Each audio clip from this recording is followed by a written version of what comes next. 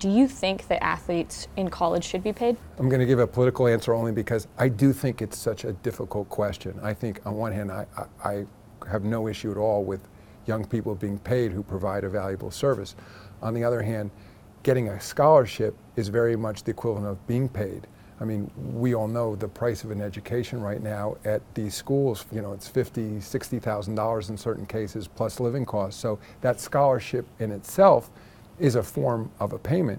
On top of that, for these top athletes, that they're offered traveling on charter planes, they're on trips all around the world, so they have great tutors, so there's enormous benefits that come. To try to pay beyond that, I think other than a stipend maybe to help them with certain expenses, I think only becomes really difficult, because then if you try to compare it to a pro model, do players on this team all make the same amount? Or is there a scale and better players or players with more minutes make less than less players? You have Title IX issues, so do the women, where the television contract may not be as lucrative, do they make as much?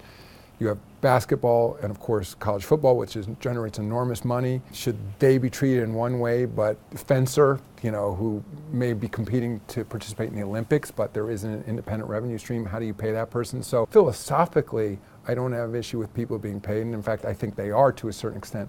I'm not sure, though, from a practical matter, how you could move to something that looks more like a pro model, where you're, in essence, giving out contracts and contracts based on performance. And by the way, if you pay them that way, that would suggest if they underperform, then you would cut them. And I don't think any of us would want to see that in a college program. LaVar Ball has talked about starting a league that would kind of serve as a bridge between high school and the NBA. It would pay players, it wouldn't force them to go to college. Do you see that as a viable model for the U.S.? If there is a market to pay those young players, regardless of whether the NCAA chooses to do it, presumably the marketplace will then create new products, and one of those products could be another league, and it could be a league focused particularly on young players. So I will say, as someone who operates a league, there's been, in all sports, there's been lots of leagues that have launched and failed because many of the leagues lose money, the infrastructure costs are enormous, so it's not the easiest thing to do,